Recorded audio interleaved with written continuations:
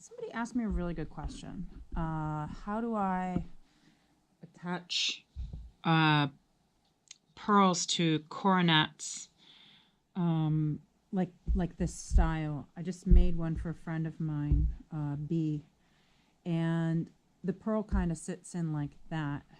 And there's a wire that goes through, and she wanted to understand how is it I hid the wire. You can see there are a couple holes here, and I was just trying to explain quickly kind of how it works. So I figured I'd do a quick demo for you guys and explain it. I think this is like a 7-ounce vegetable tan leather that I use for most coronets. Some other materials I use, one of my favorite blades. It's from Tandy. It's a Damascus knife. It actually ends up being my go-to knife all the time. Also, another thing, I tend to use an edger. It does help when you're done. I didn't go through and finish the edge completely, but it does help to curve the edge.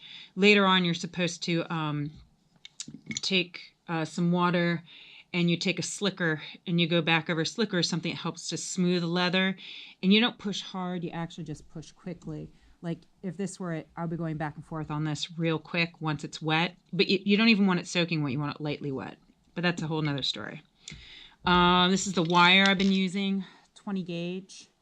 It's nothing real fancy. It's covered copper. Here's the stuff I'll be using. And I like to use real pearls. So you can see little freshwater pearls here. What else? Oh yeah, this awl is amazing. If you're gonna get an awl and you're doing things like just for sewing and stuff, this is the best awl I've ever found. I actually haven't found anything like this. I can punch through leather like you wouldn't believe, and I don't even sharpen anymore. I just hone it. I just use a stuff to hone like I do for my blades. This is actually the piece, the stitching awl, Tandy leather. I have been looking for a good awl over maybe like 3 or 4 years because I'd always have a problem with one or the other just not doing what I needed it to. And this sucker is it. This is my baby. I will never hand this out and loan it to anyone. I'll tell you that right now. But anyway, so what I've done, for the shape, I cut it out, did the edging. I would normally have already smoothed this out. So what I do is I take this awl, I stick it in here, and I make a hole for the one wire there, and then for the other side for the wire to go through there.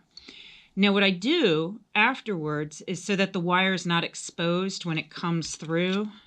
So we have the wire coming through.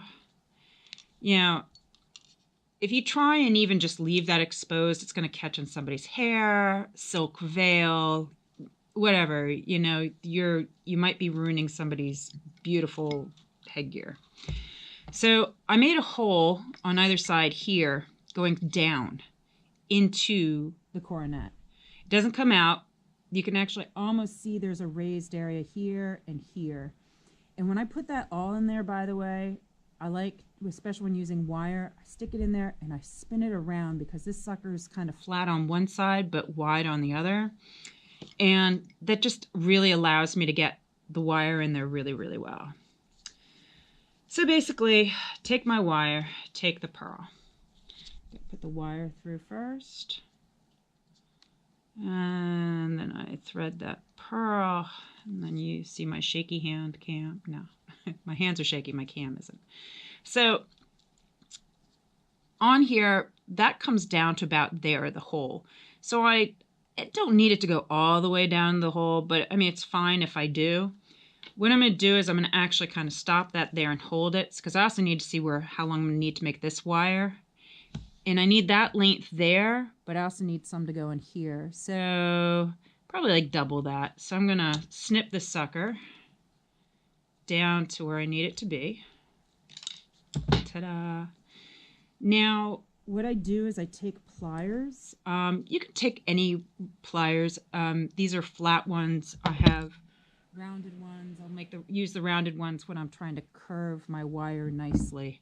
For this, really at this point, it's I pull the wire out a little from the other side, bend it, get it down in there, and then I kind of force it in there.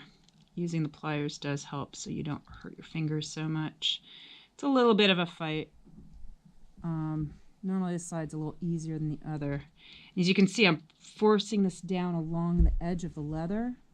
See, it's kind of got that shape now.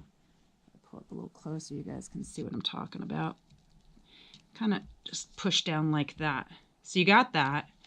Then you do it to the other side.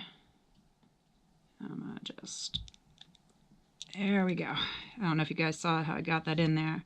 You're going to, again, you can even squeeze this piece of leather together and really start to force that, mold that down into the shape that you need it to be. Putting enough pressure that I'm almost bending it to fit in there. This side doesn't look as good, in my opinion, as that side, but that side's pointing out more, which I don't really love. I might try and just push down a little bit more to flatten it out some. There we go. It's a little better. And even said, you know, not in love with this side, but it'll work for now. So once you do that, and I would also say that you use a bigger pearl to fit in here. You don't want it so big like that, but like I said, for demo purposes. The last thing I use is this. It's called Fabri-Tac. I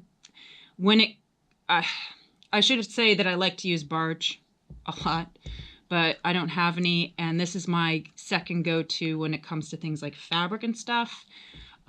This is amazing if you ever use it. And what I'll do is I'll take this, let it come down a little, and then I'm gonna just coat that like that.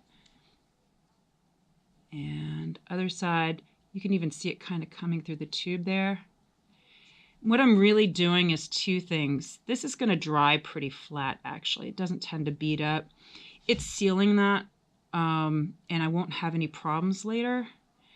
And then when you paint over it, you're really not going to see the wire. You're not going to see a lot of the bump and stuff. It will smooth that out when it's fully dry. And it will secure it. But this way, now you don't have the wire exposed at the end, and this all works really well together. So, and hey, I got a phone call coming in, guys, so that's me out of here. I hope this helps for anybody who is curious. Thanks for watching. Bye.